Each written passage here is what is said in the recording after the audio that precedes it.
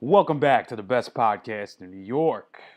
This episode of the Assassin Cast is for the week of June 10th, 2018. I'm Jeremy Malaspina, accompanied by my co-host and good friend Dan McCarthy. It's good. And this is our E3 edition for 2018. What? Yeah, finally made it. Sorry that we're late to the party, guys, but we're here. We have it.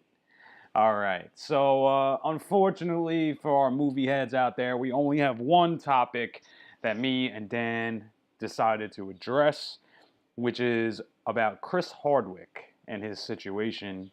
Yeah, it's not a good look for you, Chris Hardwick, but we're going to talk about that briefly because we have a lot of stuff going on in the gaming section. So for our gaming heads, stay tuned.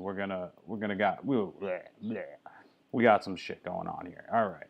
Sorry, I'm tripping over my words already. We just started a fucking podcast. No way. So before I go into what we're talking about today, obviously we're a day behind because of Father's Day. So happy Father's Day out there to all your dads and our dads. Happy Father's Day. All right. So we're a little behind, but we're here. We're ready. So in the gaming section tonight, we're going to be talking about Halo Infinite. Dan's going to break some stuff down and tell us about it. And actually, before I go through the rest of the list, there was a lot of games announced for E3. So me and Dan took it upon ourselves to talk about what really stood out to us and what really left an impression on this year's E3. And we tried to give stuff from Microsoft, Sony, Nintendo, and then two companies, Bethesda and Ubisoft. So we wanted to just throw a couple games out there that stood out to us and resonated with us through the conferences. And like I said, so Dan is going to be talking about Halo Infinite. He's going to break down everything released, and we're going to discuss it. He's also going to be bringing up Cyberpunk 2077, right? Mm-hmm. Yeah.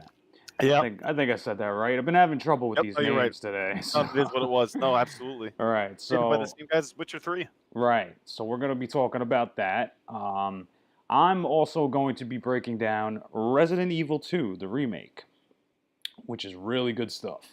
We're going to discuss the reveal from Sony's presentation and give our thoughts. And also from Sony's presentation, we're going to be talking about Ghost of Tsuhima. I don't think I said that right, but it was a dope game and it made it to the list. Yeah, it does look great. Unfortunately, we wanted to bring up Nintendo, but their only big reveals out of their list of games was Super Smash Bros. Ultimate and Demon X Machina. I think I said that right. I hope. Yeah. Because somebody's going to tear us a new asshole if I don't fucking say it right. All right, so also we're going to talk a few games from, one game from Ubisoft and one from Bethesda. Probably bring up Assassin's Creed Odyssey. That was what their big game was. And Bethesda will be talking about Fallout 76. So before we get started, what's new over there? You know it already. We already see each other. Nothing much. It's continuing the grind, my friends. Shit. As everybody else out there, I'm sure, is still doing. Yeah, right. Get warm up in here in New York, but yeah, continuing the grind. I was just about to say, it was a fucking scorcher today. We were both dying coming off the train, and it did not get any better. It only got worse. So we're fucking exhausted, guys. But, we had to break this one down for you. So it's really it. In my life, nothing too much different. Like you said, we're just working, getting through this summer in one piece. Yep, all the games for me are going to come out. First wrap will come at the end of the summer. Right. Then we'll start bleeding into the end of 2018, 2019. But we'll get into these games, some of them which I'm really looking forward to. Matter of fact, my girl surprised me over the weekend. She went to go look for a PS4 Pro for me. Oh, man. What did he do? I have no idea what I did, but I love you, babe. What did she do? Yeah, right. What did she do? I think she just is being nice. I know her birthday's coming up.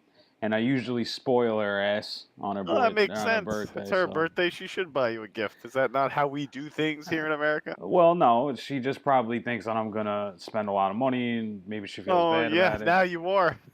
Oh yeah, well now I'm definitely gonna. Nah, I was already Should gonna get get you her a something PSP nice. instead. Got him. I was already gonna get her something nice, so I mean, it was just a nice thought for her to do that. I was gonna joke and say, yeah, sure. Tell us what you're gonna get her, so like she watches. Yeah. Oh yeah, exactly. I've been trying to get her to watch one freaking podcast. Nah, she's very supportive of the podcast, but Oh yeah, she hears me talk enough. Put it I'm that way. sure. All right, so let's jump into this list real quick. Yep. Let's address this Chris Hardwick situation for our movie heads so they can get the fuck up out of here. Yeah. I'm just kidding, guys. There is movie news. It's just too much for one podcast. Yep. So We'll drift back into it next time. right, next week we'll be full fledged for both. So we're gonna talk about Chris Hardwick real quick. I'll just break it down for everybody out there. Over the weekend, there was a tweet from I want to say his ex-girlfriend. Am I saying that right? I think Yeah. it's. But I why think. don't you let people know who Chris Hardwick is? For those Okay, who don't know? right. So for the people who don't know, Chris Hardwick, he actually runs a podcast called The Nerdist, and he's better known from his show The Talking Dead, which airs after The Walking Dead. So pretty much, you watch the episode of The Walking Dead, and then the show after it is Chris Hardwick, who usually has a guest, whether it be somebody from The Walking Dead or the producers, or somebody who's involved, or sometimes not. It could be anybody. He usually has some sort of guest on his show, and they're usually fans of the show, if not on it. And he has been doing it for a long time. I want to say every season of The Walking Dead, there's been a season of Talking Dead. So, Yeah, absolutely. So he's been with them for a long time. So supposedly, his girlfriend had put up a tweet on the internet. And what I don't like about this is you only get one side of the story, technically. Because I know she's somebody, I just don't remember who she was. But Chris Hardwick is better known. Like everybody would know who he is. And she put up a tweet saying that she was in an abusive relationship. And she didn't really mention Hardwick's name per se, because I read the tweet. It didn't say like Chris beat me up. Like it didn't say that. But she said that she was in an abusive relationship physically and mentally. So it didn't really go into detail. Like, I mean, physically can mean anything. He might have shook her really hard. Like, you don't know what physical really entails. I mean, I haven't seen pictures of her. I don't think she looks beat up. But that's not the point. The point is, she writes this tweet and the internet fucking explodes, right? Now they're getting all up Hardwick's ass about this. So now Chris Hardwick writes a tweet back saying that, he's very disappointed that she would say some stuff like this about him, and that they were going through a breakup over something. They had like a disagreement, and he decided to break it off with her, and they broke up, and he was upset that she would go out of her way to say those things about him, pretty much because they're not true. Mm-hmm. So now, if you know Chris Hardwick, and if you watched his show, to me, he never came off as the type of guy to be like that. But like me and Dan were talking about on the train, you never know. Mm-hmm. We don't know what goes on behind closed doors. I was actually talking to my sister about that recently. Like, you don't know what goes on behind closed doors in people's relationships. You only get to see what they show you. So the reason this hit the list is because now that was over the weekend, and as of this morning, we're obviously we're always a week behind. So today's date is the 18th. Right. And as of the 18th, this morning, there was a article about AMC shutting down The Talking Dead. They want nothing to do with Chris Hardwick. They don't take any sort of abuse lightly, and they don't want to have anything to do with him.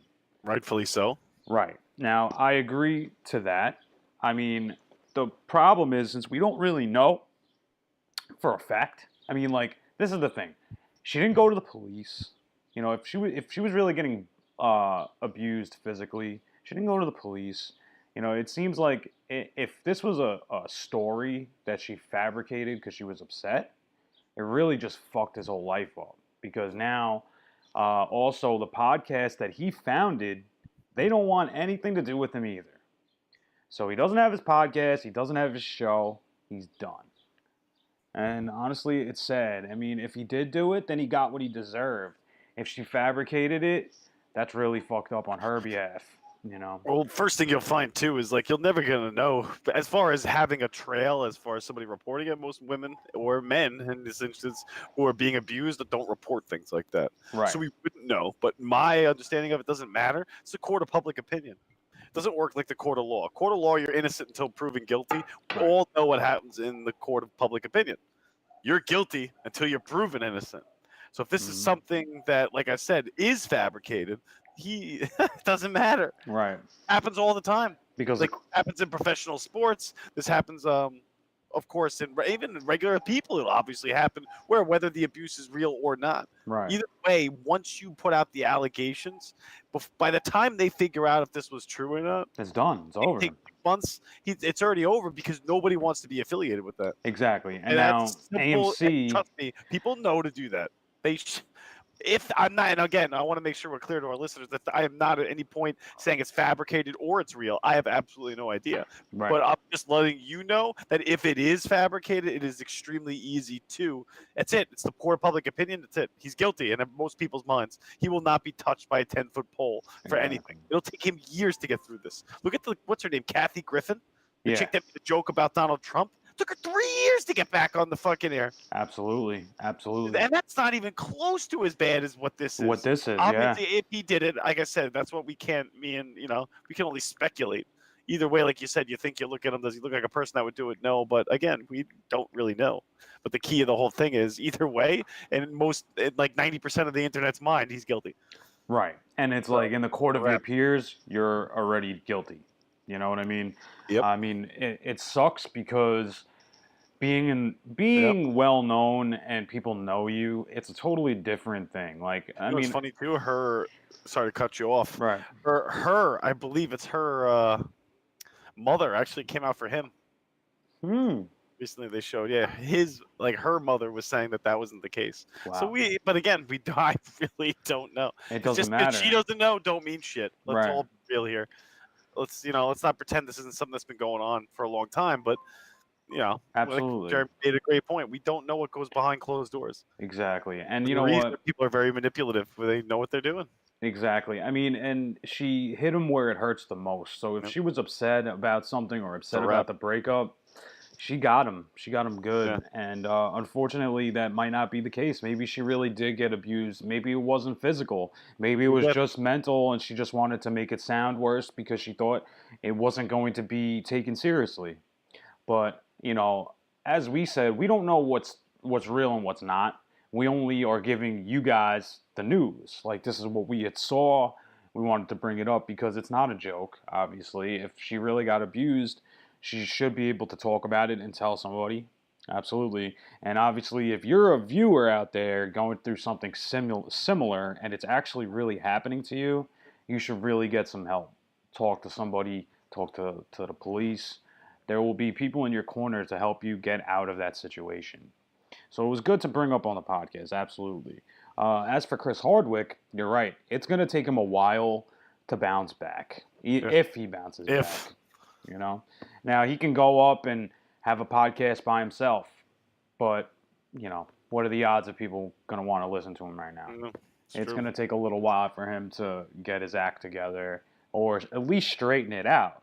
Like, if she's making all this shit up, there's got to be a way for him to at least make a statement or at least come out and say something, because the only statement I seen was a quote. It's not like he got on the news and said something or did an interview. We don't know right now. It's still brewing. It's still coming together. And as much as I hate to see this happen to somebody, we don't know if it's true or not. So we'll find out more as it progresses. Right. So as it goes on, we'll give an update and see what happens. I mean, for AMC to totally drop him like a fucking hot potato. It's not surprising at all. I'm not going to lie. It's not. I mean, and It's not like they're baking cookies professional over athletes, it's there happened a either. lot too. Professional sports, they want nothing to do with it. Exactly. So Exactly. So I guess when we get some more news, we'll give an update. And I mean, I wish them both the best because unfortunately, we don't know. So, if she's really getting abused, I'm glad she got it out there. I mean, if it's not true, I hope he bounces back, but I guess only time will tell. So I feel bad for both of them. And actually, that's it for the movie news. Well, it's not technically movie related, but it's in the field, so whatever. It's up here. So I'm sorry for you movie heads. If you guys aren't gamers, the rest of this podcast, we're going to go in on E3. So if you're tuning out, we will catch you next time on the Assassin Cast. Okay, so let's start off. I know we started off on a little bit of a negative note, but let's get into some positivity for you Microsoft fans out there. Yes, my man over here, he likes the Microsoft. All right. Always been a Microsoft fan, you know that. Right. So Dan, tell these people about what you saw at the beginning of the Microsoft conference with Halo Infinite. All right. Well, I could at least alleviate anybody's hopes and dreams. I thought I was going to start breaking it down like it's going to be crazy. We didn't see much. I'm not going to lie. It gave us just a quick stream of the game. It allowed us to see a lot of video, trying to build up the storyline concept of it. Yeah. And that's something I mentioned to you in the trade. That's something that really, honestly, gets me extremely irked, especially with the E3 lately and all of these recent game breakdowns. They're showing me trailers of these games, but all they're showing me are the amazing cinematics. We know what the cinematics look like. We've all been witnessing this for the last 2 years. Well, slowly these cinematics are getting more and more. Now as we're delving into 4K, they're all looking phenomenal. For this, we just got to see a little bit of Master Chief. We understand that the storyline is bridging itself from Halo 5, and we're pulling this one as far as storyline goes. But now it's just a matter of we didn't get to see what the game itself is going to look like and what it's going to be. A lot of people talk that it could be open world.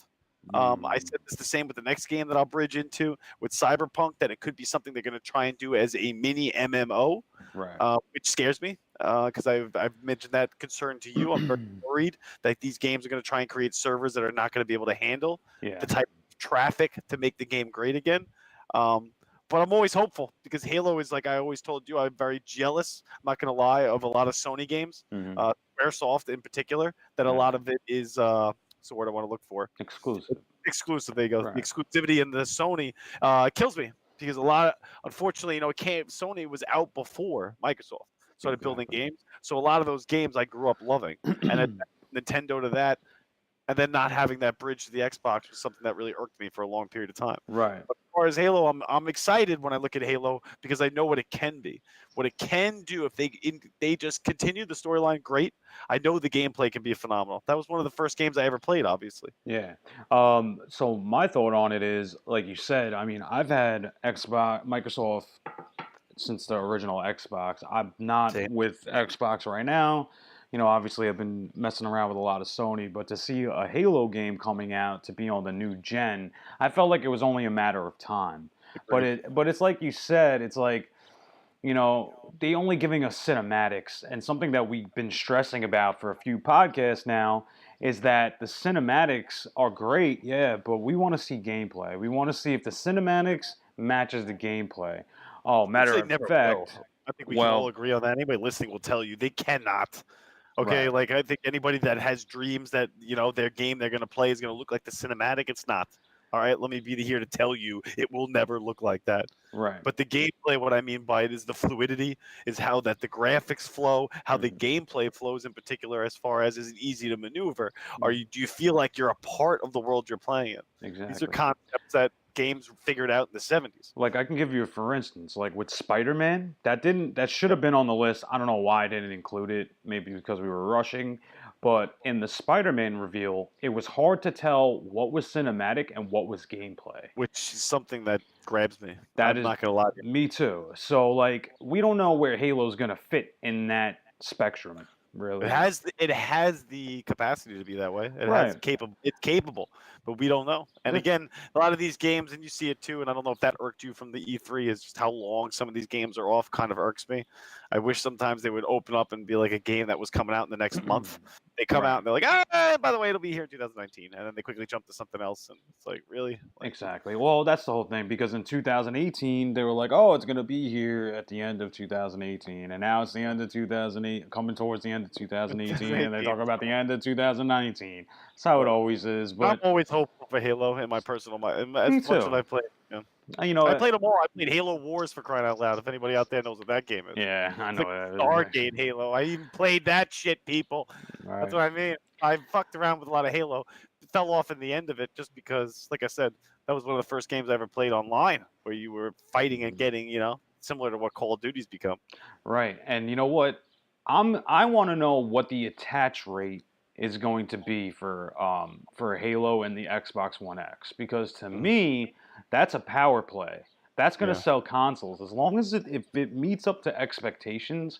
That's going to sell consoles. If it looks as good as they're hoping, I mean, if that cinematic shows you, anybody that hasn't seen it, obviously check it out anywhere. You can check it out on YouTube. I think it was like 2 minutes long, if anything. You'll see if it can get it to run like that, and the gameplay looks like that, and it's the same fluidity that the old Halos had.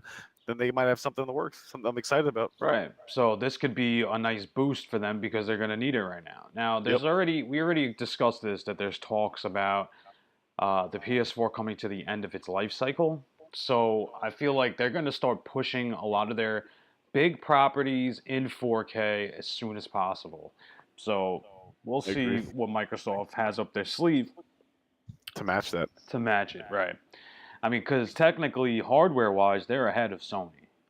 But software-wise, Sony has got shit in the bag. So that even lets you segue even right now to talk about the Resident Evil 2, because that's something I think that they're actually doing. Right. So if you want, we could jump around. We'll come back. We'll come back to Cyberpunk 2077. We'll talk about Resident Evil 2 real quick. So one of the big things from Sony's reveal at the conference was Resident Evil 2, the remake. Now, this was so good, my landlord fucking called me up to tell me, like, you need to see this. He didn't give him a break on the rent, but he wanted to let him know. Nah, he's awesome. You know what I mean? He wanted me to see it in depth. Maybe we'll have him on the podcast because he's really knowledgeable in the horror scene with horror video games like Silent Hill, all the Resident Evil. So he actually knows his shit. So when he sent it to me, I was like, holy fuck, I need to check this out. And matter of fact, from the start of the cinematic portion of it, it was like a mouse running up a thing of shelves, like metal shelves, I guess, in a police station. And the first thing you see is the mouse runs across the top of the counter, and there's a PS1 sitting there with a little CRT TV on the counter. I was like, oh shit. Playback throw. All right, and I'm like, what is this? At first I didn't know what it was. And then the mouse ran up to the top, and I'm like, is that a fucking rat? And then next thing you know, you hear like a scuffle, and he's trying to like run around, all the shit falling, and then the whole fucking shelf falls onto the mouse, and he's dead. It like cuts him off at the neck. And supposedly the cop that was fighting him was fighting one of the infected zombies. Right. So, long story short, it looks beautiful. Like, all said and done, it is beautiful. The cinematics and the gameplay looked really good. And it's not like Resident Evil 7 where it's first person, which I would have liked to see that, honestly. It would have been a nice change of pace for Resident Evil 2 to not have those stupid tank controls where you're in the third person, but they're not like the original. Like its controls more like Resident Evil 4 where you're in the third person and it's like over the shoulder type shooting. So with that improvement, a lot of people that like the series but can't get back into it from the old days now from playing the more modern titles, they'll be able to enjoy that again, which I thought was really smart. Now, me personally, I like Resident Evil 2, but Resident Evil 3 is my favorite with Nemesis. That shit scared the crap out of me when I was a kid. I love that game, so I've been waiting for that, but honestly, I'm not going to complain because it looks gorgeous. So what do you think about it? So I would agree. I said the same. And I'm a big, like I told you, I saw a little bit more gameplay in that. And I don't know if I feel like that should be Sony's caveat, so to speak. I feel like that's what they should edge for to get the break on Microsoft, is let Microsoft do this. Oh, it's 4K, which I know I teased you about. I love it. It's great, but still, 4K don't change if a game is complete out of dog shit. It just makes it look like nice. cleaner piece of dog Right. shit. Like, you know what I mean? Like, oh sweet, I can see hairs in mine. But it doesn't really matter. You know what I mean? Like, so when I see the Yeah. game, I get more excited. And Well, that's something we missed. Even the next game when I talk about it, it's like, again, not much. We're not seeing a lot of gameplay from Microsoft's, and when they do, they are fucking really sneaky about it. right. Like, I have to literally pause the preview video if I'm watching it and look at a quick snaps they threw in there, and I'm like, oh, like what is that? Exactly. And then they don't realize that's 90% of your game is played through the vision of the character. Exactly. So, show me, even like Madden and stuff did the same thing. Well, Madden, I know they were. That's the but whole they'll thing. they'll show you the other stuff, but they're showing me what's gonna happen like in the intro. They're not showing me the fucking game. Exactly. Well, that's the thing. EA botched their shit. We talked about it last podcast, and we didn't even get to see much of Madden, which kind of sucked. But it looked incredible. So who even knows where it's going to be? I mean, with Microsoft though, we saw a lot of gameplay of Forza, which we talked about last podcast, and that looked great. So I mean, we'll give them the benefit of the doubt. As for Resident Evil 2, I think that this is going to be great. This is one that I would. I'm thinking Fox. I remember when I read that. Cocksuckers. Yeah, I mean, I'm thinking about getting the collector's edition for that. That's a dope one to have. And what was funny was after they released that, somebody was selling their original copy, and I was looking at it like, damn, I'd buy that, but it just couldn't work out. Honestly, he wanted a good price for it. He wanted like $10, which is a good price for that title on PS1. So, so Resident Evil 2 is something to definitely look forward to. I think they said October, if I'm not mistaken. Right around there. I just know most of these are at the end of 2018. Right. So, and then somewhere for 2019, obviously. So let's honestly, Dan, Cyberpunk 2077. You need to speak about it and tell us about it because I remember seeing it, but there were so many other games that I wasn't paying attention. I think this is the one that they're hoping is the next big thing because they're so excited. You would know better. Who created Witcher 3 again? What was the name of the company? You're really good with remembering the company name. Shit. It's something. Hold on, you keep talking. I'll think about it. I know what it is. But it's the same creators as Witcher 3, which obviously a game I'm a little biased. I just finished it, but they're the ones creating this Cyberpunk 2077. And again, the name itself, kind of, you would think, oh, is it going to be something, over the top? And what they're planning for it to be is an open platform. That's their goal. The goal is to have this game be an open world concept, a multiplayer concept where we're all playing in the same world. But something that I've talked to Jeremy about before when we're talking personally is I worry about games like this because being somebody who's played games on a computer, I'm worried that the servers on these consoles cannot handle it. And then it makes me even more worried when I see a lot of these Microsoft titles that they want to do. People that are listening can't see my air quotes, but they want to do these open world games are also co-dropping the games on the computer as well. Right. Because they know the computer is going to have a better capacity to deal with anything that has to do with servers. Unfortunately, they haven't invested their money into that concept, so it's not there yet. But as far as the game itself, again, more cinematic than gameplay, but it is touted as being one of the better games that's coming out at the end of this year. I think that's their goal. I wouldn't be surprised if it gets pushed back because it's been pushed back already once. Right. But it's future-based, obviously, but I'm more excited about the fact that it's going to be created by the Witcher 3 creators. Yeah, so the company is CD Projekt Red. I said Red, CD Projekt Red. So, like you said, I know that Cyberpunk 2077 is a sequel, if I'm not mistaken. Like, there was one prior to this. Yeah, I think it was something, but it wasn't called the same. Right, and it's a second, the second... Fuck. But it's been like 3 years since Witcher 3, so the other one of that game was... Right, and that was a great game. So, I mean, obviously the developer knows what they're doing if they came out with The Witcher 3. I think that with this whole server situation that you brought up, I think that one of the reasons that a lot of these other games are coming up with a battle royale mode, we've been talking about this on how I don't like it. It came to me on the train when you were telling me about this, about how you're worried about the servers. What it sounds to me like is a lot of these companies, I mean, I can't speak for this game in particular, but games like Battlefield 5, the Battle Royale mode sounds like a cop-out because their servers probably can't handle multiple games going on at once. So if you throw everybody in one game on a huge map, and every time you die, it gets smaller and smaller and smaller, maybe they're taking care of a larger number of people as Well, there's a opposed to finite number in there too. That's what right. helps. But then That's what worries me. The finite's easier. Like you're saying, 20 people makes right, sense. You can do that. They can create a server for 20 people to play simultaneously. But exactly. then if you tell me it's open world, that means you're leaving the server open. Mm-hmm. So that means, obviously, I'm sure they'll put access. Other games do it as well. If you're doing something on your own, you lock it so other people can't come in. But if you want to truly grow as yourself, you have to have it open to anybody. So that means, what's your capacity? What can you handle before your, as in Jeremy's connection, is then affecting my connection? Right.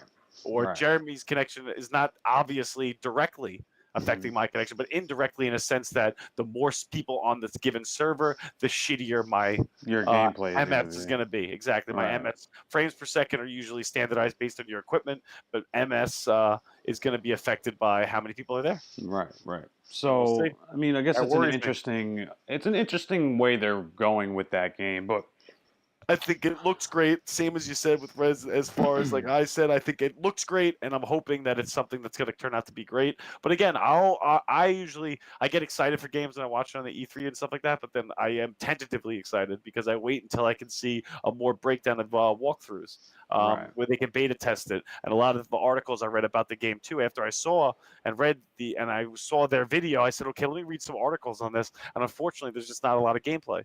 A lot of these guys aren't having access to playing the game, so we don't know yet. Well, that's the whole thing about E3. I mean, people are coming to the expo like with stuff that's almost finished and shit that's way long from being finished. So Like unfortunately, Battletoads. right, with Battletoads. Now they made this announcement for Battletoads, but it was just a screen with the name. Like you're not getting any information on what it's gonna be. Oh, I'm sorry, there was a tongue flicking. And Oh by the yeah. way, that looked more like a chameleon than a goddamn toad. But that's besides the point. Besides the point, but that's what I'm Great saying. It's idea, like but again, they're grasping that word. I think again more of our nostalgia. right. So so I guess we're gonna have to see what happens with Cyberpunk. We'll see No, I if it agree. ends I up think it being could good. turn into a really good game. The concept itself looks like it's getting there. Like I said, the futuristic aspect, and then similar to because another game they've launched, but I won't go into detail for people and save time. But like Gears of War, or they're calling it now Right. Gears 5. They're not calling it Gears of War, just calling it Gears 5. Very similar sort of ideology in the game, but again, this one's just going to, Gears is more pushed towards playing it online and fighting each other. Right. I'm sure people play the campaign. I had a few of the games in past, but most of the time you just wanted to play it to kill each other. That was it. Exactly. Funnier. So I mean, That but was the Resident Evil-esque, not a true right. third person, that over the shoulder type of like I'm the demon or angel on your shoulder Yeah. pointed, and not a true first person either. I'm sure there's a name for that. I still don't know what it is. Probably. I'm not. I don't know. I mean, I know what you're talking about. It's not like the Resident Evil over the shoulder third Yeah, person it's is like weird. here, yeah. Right. So let's move on real quick. The next up on the list is Ghost of Tsushima. Tsushima. Oh my god, I can't say it. Ghost of Tsushima.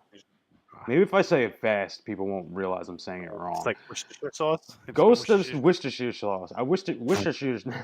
Okay. Tsushima. Ghost of Tsushima. God damn it. And that was in Sony's conference. Yep. It made it to the list because it looked fucking phenomenal, and a lot of people have been talking about it as well. Honestly, from what I got, it depicted a Japanese man during the time of Mongolia invading, I want to say. I could be Chinese, but he had a katana, so I want to say it's Japanese.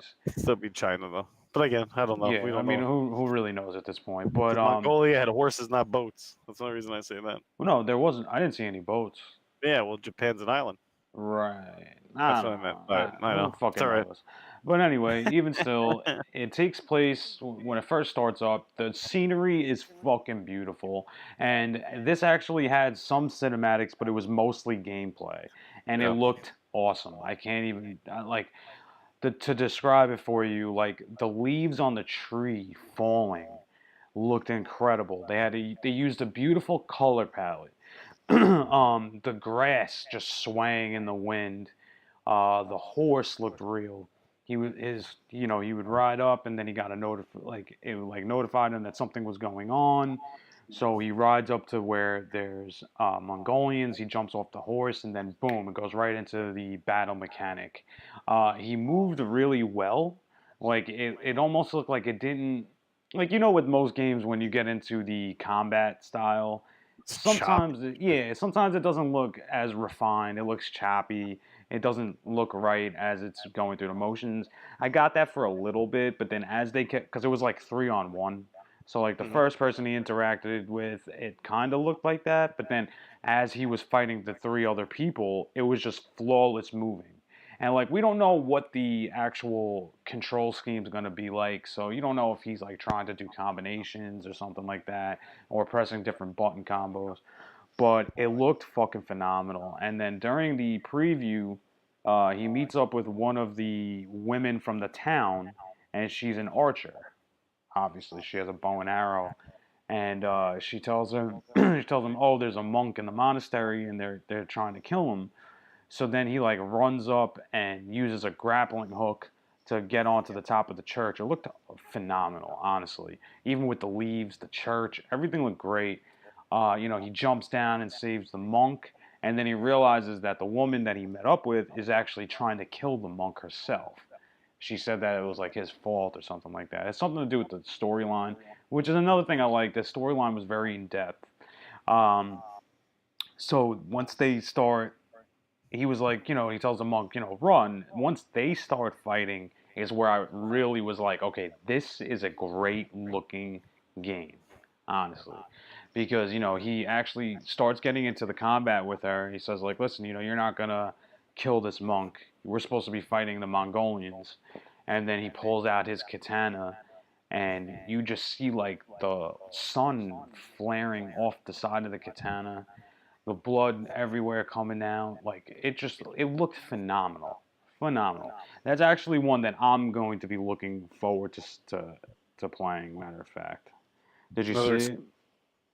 I think it's another exclusive. Yeah. Well, did you see it though? Yeah, not in the full. I watched because I was trying to watch all the Sony ones. Right. Excuse me. And like you said, there were so many. There was a lot. I was like, holy shit, like trying to get through them all. But they had talked about that as well. I read more articles than I did about Mm. actually watching the video. And that's just something I personally do. I tend to read when it comes to Right. these game breakdowns. Like I'll watch the videos, I'll watch the game, but I like to read people's thoughts on the walkthrough and the gameplay. And they actually pretty much said a lot of what you said. They Mm. were loving the way it flowed. And that's the whole Right. key. And that's why I told you again. So it steps Sony up sometimes in these game previews that I like more. I like to see the games. Right. I And like that was and then play itself. that was the thing about the Sony presentation. I felt like over Microsoft there was a good mixture of actual gameplay and the cinematics. I So agree. it looked really, they did it really well, and they included some real musicians to play some of, like, I think that was one of the games they opened up with, and they had this guy playing the Japanese flute, and like it was incredible, incredible. Yep. Honestly, It's all about it was one of the better games I saw in E3. So definitely keep an eye out for that one. Absolutely. And when it gets closer to that release, maybe we'll do a review of it because I definitely want to play yeah. that one. That's what I would say too. Yeah, I need to Right. play it. So now we kind of covered what we wanted to on Sony and Microsoft. There was other games from Ubisoft. We'll skip down for a second. There was other games from Ubisoft and Bethesda. Um, one being Fallout 76, which I have mixed reviews on. Um, Now, Microsoft's presentation, they actually had the director, I want to say, from Bethesda come in to show everybody Fallout 76. Yep. It looked beautiful. I don't know about the storyline, how it plays with the others, but from what I'm gathering is it's going to be a very multiplayer heavy game. Yep. So you're going to be pretty much being online and having to interact with other players to progress further in the game from what I got. That's actually a turnoff to me. I don't know Yep. about you because like I don't always want to play online. And if that's You the know, it depends, but like you said, some of these games you just have to wait and see. But that's the right, new thing now. Like I told you, it's the new way they're pushing. That's why I said even Bethesda's little quick showing of what their next Skyrim. Skyrim's right, gonna be the right. same thing. They can't. Skyrim to me was a phenomenal game. You played Dolo, like you played it by yourself, but Mhm. they tried to create the server. I think that's what always gives me the bias on these games when I see, like what are you trying to do? Like, can you handle it? Right, Doesn't mean they can't, but they just need to put the resources that they have at their disposal into that area as well. But as far as that exactly. game goes, like Fallout, it could be great. I know these consoles are getting to a point now. If you can handle these type of pictures, meaning like that type of content, now the key is how can you upgrade its quote unquote like SD card or motherboard, whatever they use inside the Xboxes. I'm Mhm. not gonna lie to you, I'm not 100% sure. But if they can create the ability to handle it, then sky's the limit. Right. I feel like with the servers that it doesn't really have much to do with your actual Xbox. It's more to do with their mainframe of where the game is streaming from, the All I online mean by that is servers. that the system itself is going to be standardized. It's not individualized like our Right. computers are. So the standardized part of it that scares me. Because Yeah. that means if you have standardized games, then I'm going to have a standardized server and a standardized running because I know what everybody's going to have in theirs. And then that scares me because that means you're just like, all right, I just have to put the bare minimum. Here's the Exactly. math sequence. I know exactly how much I need to do this, to do that. And sometimes with some of these games, when they create them online, that make them so much better is that they exceed the expectations where they can handle so much and then allow them, if they had the server platforms that other games have on the computer, I think Right. then with their graphics, could be something else. But I know a lot of guys, like I said, that will not play these games on console. So when they see games, Absolutely. they will only play them on the computer. That's it. They'll Well, play strictly off Steam and those other programs you can buy. That's all they want. exactly. I mean, like I don't know how that's what I'm saying. Like they were focusing all this emphasis on multiplayer, and some Yeah. people aren't going to be about that. Even people that are diehard fans of the series might not want to be involved in the multiplayer. I mean, I guess it depends what kind of multiplayer it is. I mean, if it's like co-op, that would be cool. Like me and you could play and go through the storyline. But I don't think I didn't get I don't know I if that's didn't what it get is. I that don't know. from it. I didn't get that from it either. I think it's going to be like you're going to be interacting on an open world with other people in the server. So I guess we'll see with that. Also, from Ubisoft, they had a lot of different games. A few stuck out to me, but obviously their big deal was Assassin's Creed Odyssey, Yep, which we had spoke about last week, I think, and it looked beautiful as I well. agree. For a guy that doesn't play much Assassin's Creed or Yeah. barely any Assassin's Creed, I'll give it to you on this one, my man. I saw that. I was like, wow. That shit was official. I mean, the Yeah. color palette. That was another one that used a good color It's palette. similar to me, like you said, with Spider-Man. It looks like that. It's just like Right. the gameplay and the cinematics are flowing, and I'm hoping this is the direction we're moving with some of these games. Now, I felt like when I was watching it, the one thing I didn't like about the Assassin's Creed, I don't know if I mentioned it last week, but something you would like about it is it's going to be way more like an RPG. Now, Mm. Assassin's Creed's already like an RPG, but it was a lot different. Now, it's going to be more like an RPG, but you're going to be able to make decisions that are going to affect your gameplay. You know what Uh, I wanted to bring up, and I'm sorry, I just thought of it too. You know the guy, the Ghost game you were just talking about. yeah. I double check me on this when we're done, or people out there can let us know. I think that the creator, that's the guy who made Metal Gear Solid. Yes. Yeah, so that was the game I was Right. looking at. I can't remember the names, and I think that was. I'm I'll not I'll 100% double check on right that, now. Hold on. but if that is the case, that's what he just sprung that on me because I think of the same thing. Creating it like an RPG to me just means as far as the questing and the build up and so on and so forth. Games where you don't have to do that, where it's not as if you're getting stronger and leveling. And that's my own interpretation of an RPG. Maybe I'm thinking of a different game. I don't think it is actually. I'm gonna have to see real quick. It's all right. We get something we can get back into. I Yeah, just thought we'll of it. give an With the update on game it. they were talking about, I read an article and I just haven't seen anything, with Snake in so long since the Right. original is the one I always loved the most. And I used to play it in college. One of my buddies was obsessed. So we used to play it like, religiously. Mm-hmm. But we had to share one, which is the funniest. Unfortunately, Well. we were poor. So we had to steal it from each other's room to play it like when the other guy was sleeping or some shit. It was pretty bad. Just, Yeah. what part are you up to? Don't tell me. But, no, Unfortunately, Konami got rid of Kojima. I want to say. I think that's his name is Kojima. They got rid of him because I guess they were having creative differences or whatever. yeah. So that's why you're not going to see any Metal Gear for a while. But No, what's interesting is Snake is in Super Smash Brothers, which we'll get into later on. So yeah, obviously with Assassin's Creed Odyssey, it's definitely going to be one that we both can experience because it's going to be on Xbox and it's going to be on PS4. So it'll be good. So now speaking of Nintendo. So those are before I go on to that, those are the two titles from Ubisoft and Bethesda that stuck out to us. But moving on to the Nintendo, their big reveal of nothing. And you're surprised. Yeah, like I mean, come on. Oh, this is the thing. So like with Nintendo, they've not been present at E3 for a long time. So what they do is they have every month for the people that don't have Nintendo or they don't know, is that they do a Nintendo Direct, which means the people that own a Nintendo on their online service, they get a video every month explaining their upcoming titles and projects and whatever they're going to be announcing. So E3 isn't really the platform that's going to tell them, that they're going to use to tell you about certain stuff. But for the Nintendo fans out there, you did have two big things. Uh, One being Super Smash Bros. Ultimate, which we'll go into a little bit of detail.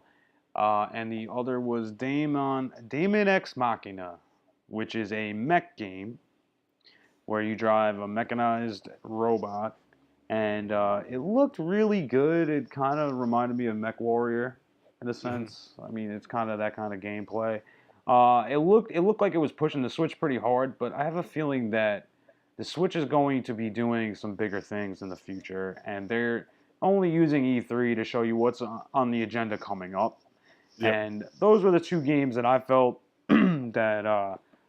was worthy of the list, pretty much. So, did you see the Daemon X Machina? I did, and I think for me, because it was when you were talking about it before, I'm like, is that fucking thing that I looked at? Like, I didn't even Right. know what I was watching. But again, I think I told you that I wasn't hyped when I saw Nintendo. I wasn't really that worried about it. Because they're just gonna, like you said, I wasn't worried. What are they gonna show? Like, what are they Right. gonna do? I wasn't thinking like that for Nintendo. I think Nintendo's gonna broaden itself as they're trying to. We don't know. I'm hoping they keep it behind closed doors and they try to do it. I'd like it to be a three-headed race. You know what I mean? Right. But right now it's not. The Switch just can't. The Switch has me personally. My bias is the nostalgia, Right. and it Right. always will. Nintendo games Now, always will. But they'll never. I'm not going to sit here and break down a review on a game through them because I think the only one was the Zelda and stuff like that. And again, like you said, I think her name was Irene. I'm sure she could school me enough for it to make me look stupid on some of the great games they have. It's just for me, like I said, I didn't play it much. right. And I haven't been once Xboxes and stuff started taking off, I just kind of let that go. Same with the PlayStations too for me. Well, me and Irene talked actually. She live streamed Nintendo's conference, and I popped in on her live stream. But we talked afterwards, and we both weren't really impressed by the direct, and that's to be said because they really were just showing off Super Smash Brothers, and obviously this mech game. It has an interesting look to it. It's like it's something different. It's like a cartoonish, almost like a comic book. I want to say style to it. That's what Battletoads is gonna look like. Right. That's what I think so too. I think it's going to look like that also. But that game in general, it's good to know that there's other stuff coming to the Switch, and it's not just going to be the flagship characters. And I was looking forward to hearing about Wolfenstein. That's going to be why I bought the Switch, obviously. There we go. I mean, We'll save that for the next 8 podcasts. Right. You can go into a fucking 8-hour tangent, guys. Exactly. Never even the game, yet I feel like I've Oh beaten my them all. god, you gotta fucking play the last one. All right. Anyway, before I go on a tangent with that, let's talk about Super Smash Brothers. The dude that created the new version, he looked like he was not having fun. He looked very stressed the fuck out. He was just like looking with this angry face. For our viewers, he was like this. This is the new Smash Brothers. Like, yo, back the fuck up, You gotta guy. understand. You guys got a Holy lot of shit on that shit. fucking game, you know? Oh my god. So that's what I said to Irene. Hi, Irene. We miss If you you're over watching. here. But yeah, well, we were talking about it. When I popped into her live stream, she was like, talking to a bunch of people in the chat. And what was weird was I was like, am I late to the party? Like, what did I miss? Because it was already like 10 or 15 minutes into their conference. I'm like, what did I miss so far? And she was just like, no, they're just talking about Smash Brothers. I was like, what? They did a lot. They pushed it hard. Right. So now they're going to have every character from every Smash Brothers in this game. There's a whole fucking buttload of characters that I can't even go into too much detail. But like Ice Climber came, they put Ice Climber, the girl and the dude, back in it. Rob the Robot's back in it. And pretty much any character that they had over the years from the N64 up into the Wii U, you have them in it with an addition of Daisy and Ridley from Metroid, which is one of the villains. Jesus. Yeah, so they did a lot of cinematics also to bring it in, but the dude that created it looked like he was not having a good time. It looked like he's been up for fucking 72 hours to get the shit out the door for everybody, but all said and done, a lot of people are excited. Me personally, I don't really have a horse in the race right now. Don't have the Switch. We do cover the Switch a lot, but I'm Mario Tennis. I don't want to hear about it. yeah, I mean it's nice to hear about it. It's good that they're bringing something to the table. Mm-hmm. There was also I took a picture so I could tell you guys because obviously we only mentioned those two games, but there was other games that was also on their conference. It wasn't just that. If you give me a second, hold on. Also, they covered Xenoblade Chronicles 2, Torna, the Golden Country, which Xenoblade Chronicles is supposed to be a good game. I haven't played it, but it's supposed to be good. They also debuted Pokemon Let's Go Pikachu and Pokemon Let's Go Eevee, which we don't have a horse in that race either. Super Mario Party, actually, I heard looked really good. I didn't get to see the whole conference, so I don't know. Yeah, like you said, but fucking so many Super Mario games. Ugh. oh my god. Well, Mario is the Jesus one Italian Christ. you never get rid of. You think you can't get rid of me? Try to get rid of him. Jesus Christ. I know. It's like, holy shit. Where's Yoshi's Party? That was my boy. Yeah, actually, somebody else said that too. Like, when are they gonna do a Yoshi's Island remake or something like that? Something. We'll see. I mean, put it this way: we're going into year 2 of the Switch. There's another 3 or 4 years, maybe 5. So we'll see. There's a lot of time. Also, Fortnite for you fucking idiots out there that like Fortnite. Still haven't played it. Don't worry. Please don't. I don't even want to know about it. I usually give everything a shot. Yeah, well, I mean, we shouldn't have a bias, but fuck Fortnite. Get out of here. All right, Overcooked 2. It'd be awful at that which game, is Overcooked 2 is a funny game. Matter of fact, we'll talk about that quick. But Killer Queen Black, Hollow Knight, Octopath Traveler, and obviously we said Super Smash Bros. Ultimate. Overcooked 2 is a funny game. Matter of fact, it's like you work in a restaurant and you play with like 4 players. And one guy cuts the onions, one guy makes the meat, one guy takes the orders, one guy makes the lettuce or the salad, and you end up getting more and more orders, and then it gets really fucking hectic, and before you know it, you're fucking it up, and I guess they grade you on points of how many things you can get out the door to people. It's actually a funny game. I heard it's really fun to play with a bunch of people. Like, it gets a little fucking crazy. So it's cool that they brought that on the Switch. I figured they'd have a game like that on there. Mario Party, I heard good things, but like I said, I haven't. So I didn't watch the conference myself, but from what I heard, I didn't have the Wii U. I know you did, but I'm pretty sure you didn't have Mario Party. No, Right. So from what I heard is the Wii U version of Mario Party, I think it's 8, Mario Party 8, I could be mistaken, but I heard that the dynamics of it changed. And instead of you moving around the board solo, you moved all together around the board, like in a car or something like that. Some weird thing where if you're playing with 4 people, you're moving around the board all 4. So somebody rolls the dice, all 4 of you move to the spot where you rolled on the dice, and then you would play the mini games, and then you would get points. A lot of people didn't like that because, like, the old fucking Mario Party, like on the N64, was fucking cutthroat. You could take people's stars. It ended a lot of friendships back in the day. You know what I'm saying? So supposedly, from what I heard, it looks like it's a good game. So, well, I guess only time will tell for that too, because we don't have a fucking horse in that race either. So, at least we mentioned it. And I guess we have time to mention Spider-Man real quick because we're at the end of the podcast. So let's talk about Spider-Man. I'm jealous. That's what's the problem with fucking Spider-Man. All right, did you see the whole presentation of it? I'm not happy that I can't fucking play it. Oh my god, don't worry. And if I'm gonna play it, I told you, I know what's gonna happen. These fucks, I'll end up buying a fucking PS4 Pro. That's exactly what's gonna happen. I know it. Right, or a PC to just end it now. You know, and I'll talk about that after Spider-Man. But so pretty much in the debut of Spider-Man at the conference, it was one of the big flagship titles. I'm pretty sure they ended the conference with that because it was fucking dope. It looked amazing. So the way it starts off is it's like Spider-Man is with somebody, I forget who it was, and they go to the raft, which is funny because 2 weeks ago I was talking about Jessica Jones. And I don't want to give any spoilers away, but even I'm pretty sure most of our movie heads aren't even watching at this point. But in Jessica Jones, her mother ends up having to go to the raft. But I won't say what happens. So it's kind of funny that they show the raft in the game. That was pretty cool. So anyway, go to the raft, and all hell's breaking loose. And Spider-Man sees that Electro broke out, so he's chasing him around.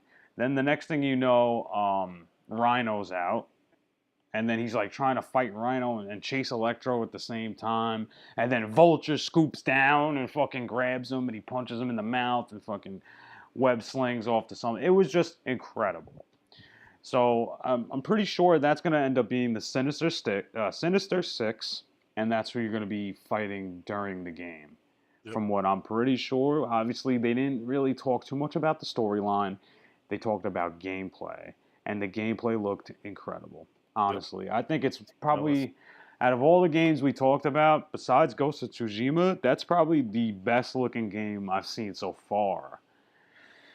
That's saying a lot, considering considering the PS4 Pro is upscaling to 4K. It's not coming out native 4K. Yeah. So it would be nice to see that game on the Xbox One X because you're getting a native 4K, maybe at 60 frames per second. It might be incredible for all we know. Never get to see it though, so fuck yourself. No, I guess not. But you know, it looked really fucking good. And like I said in the beginning of the podcast, it was hard to tell what was cinematic and what was gameplay. And I'm happy that out of all the games we've been talking about and talking about that in general, that was the game where we could actually say, it's fucking great. Like, we can't tell. And there's, like, one thing that really stuck out to me is, like, Spider-Man was chasing Electro up, like, he was chasing him up to the roof. And he was going up, like, it's not like a tube, but it was like a silo, I want to say, kind of like that. And he's chasing him, and Electro's using his electricity to throw, like, beams and all kinds of shit down at him. And he's dodging it while he's webbing up to the top. It looked fucking awesome. So if you haven't seen that, guys, go fucking check that out. It's honestly something incredible, to be honest. Like, I haven't seen anything look that fucking good so far. So that's where I'm at with that. You want to add anything to it? Oh, man, you nailed it. That game, like I said, I'm just jealous. It's going to look great. And, yeah, I'm upset that, you know, another exclusivity that I will not see. But again, doesn't mean I might not play it. I tend to get, like I said, I bought the last PlayStation 4 strictly to play MLB The Show. So I've done crazier things before to get a console. I need an excuse in my book to get a game like just to see it. That's what I'm excited about. How bad do you think would it be? Like, how much downscaling would it be to play Spider-Man on a regular PS4? You're still getting it I at don't think, yeah. 1080. Like, I agree. I'm you just, I'm a nerd when it comes to that. Right, me too. I want the We're all you down haven't 4K. Oh yeah, I haven't got to experience it. Well, But before you end too, I'll let people know for myself too. January 29th, 2019, finally the release date of Kingdom Hearts. The game I am looking extremely forward to playing, and is finally going to be released on the Xbox as well. And like you had mentioned today, it'll have all 3 games on one disc. I'll get to play everything. But that's for people that didn't pay attention. That was their big release date. It's been pushed back immensely. I think it's been 10 years, if I remember correctly, since the last one. A lot of open worlds, a lot of Toy Story, I think, is one of them. Big Hero 6. Pirates of the Caribbean. Yeah. It's to me that game. The original, again, a nostalgia thing, but I'm glad that came out. Well, what's nice is you know that if you get that disc, you're getting all 3, and you're going to be able to play them in 4K. And, like play the first one. I mean, play the third one first because I remember the others. Beat it, and then I'm sure go back and be like, "Hey, man, I'm gonna go play some fucking Kingdom Hearts 1 and slide into 2, and then slide right into 3, and that might even be a good way to refresh yourself before going into the series. True, you could do it that way as well. Right. So yeah, I mean, it looked pretty good from what I saw. Yep. So hopefully they don't push it back on you again. That would be fucking shit. But it's been pushed back so many times. Right. I'm waiting for a George R.R. Martin book for Game of Thrones. Oh my god. Oh incredible. Shit. The Winds of Winter. He's been writing that book for like 15 years, you fuck. If you watch this show, give me the book already. Jesus. What the fuck are you doing for 15 years? Talk about making a fucking cliffhanger. Off topic, but he writes on a DOS computer. A DOS computer? And holy doesn't shit. Connect to the internet so people can't steal it. Well, that's smart. Does not have autocorrect on it because he makes up so many names. Holy fuck. It would just, it would have all those squiggly lines. Yeah. Types. Black screen, ladies and gentlemen that don't know what the DOS is. Black screen with the blinking. The blinking cursor. Cursor. He does. It comes out green lettering. Oh my god. That's so funny. Holy shit. Oh, man. George R.R. Martin. If you watch this, which you don't, yeah. But if you somehow hear about this, please send me the book. Thank you. Just send it to us. Assassin Cast. We're here. We will look at it.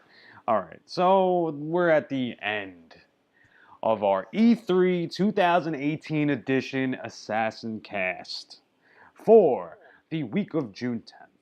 I remembered the fucking date. 2 days in a row. That's incredible. Holy shit. All right. So we're coming to the end. I think we covered enough of E3. Obviously, in the upcoming weeks, we might be discussing other games that we didn't get to talk about on this E3 special. We are a little late to the party. We should have this was time-sensitive stuff. But obviously, for our people that watch, we were going to keep you covered either way. So we got you. What are you playing, Dan, before we get out of here? Nothing much lately, to be honest. I have to finish in Witcher. I've just been relaxing, and I'm just waiting for the next set of games that I want. Right. Did you finish? Final Fantasy? Yeah. Oh my god. Yeah, I'm playing Zelda now. Yeah. I laugh at people, but I'm sorry. When he asked me what games I'm playing, I'm assuming he means console or PC, but he gave me my DS emulator. So I already beat the original Final Fantasy. Now I'm playing Zelda. I'll probably go to DuckTales after that. Right. Things like that, a little Contra.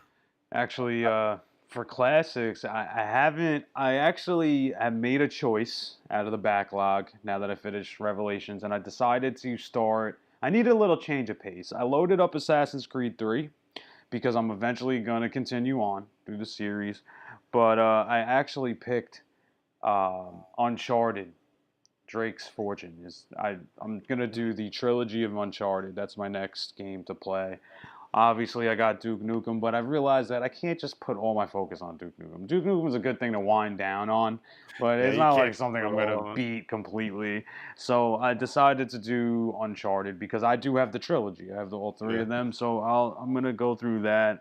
And it was very unlike him, by the way, guys. Normally, he just plays one game and sticks with it. This is crazy. It's blowing my mind. Yeah, well, I'm trying to be better, but Matter of fact, I've been playing a classic. Been playing a little Crash Bandicoot 2. Oh, there you go. I just saw it sticking out of my face, and I was like, you know what? Let me fucking stick that in. And I just been, every time I get like a quick, 20 minutes to myself, I'll throw it on just quick, you know. Because learning Uncharted and learning the control scheme again, it's just like, it's a lot of buttons. And like with Crash, it was really simple. I stick it in, I've been playing it for years, so. You're laughing over there. I'm playing like 4 different games. I get it. Yep, I get it. That's why I'm laughing. I fucking get it. So, at least I'm making dents in the fucking backlog. Yeah.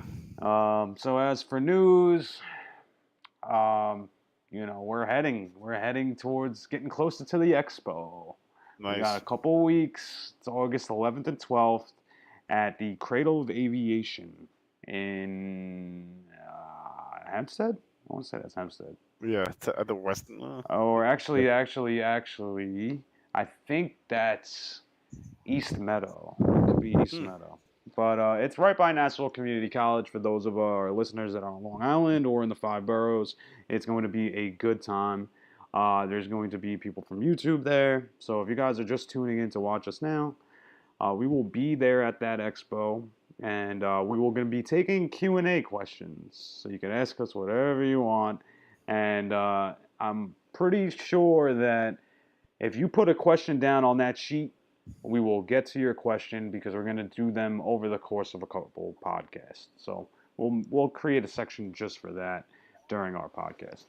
So that's pretty much it for news, really. We're just trying to get through E3, which now we finally did. We'll get back to our regular. Oh my God, I can't talk. Regular scheduled programming. Oh my God. All right. You got anything else? No, man. We're good. We're good. Keep playing, guys. Yeah. Let us know what games you're playing. Holler at us. All right. Well, leave a comment. Let us know what you're up to. So I'm Jeremy Malspina. That's my co-host, Dan McCarthy. We're signing out. Peace out, bitches. Peace, bitches.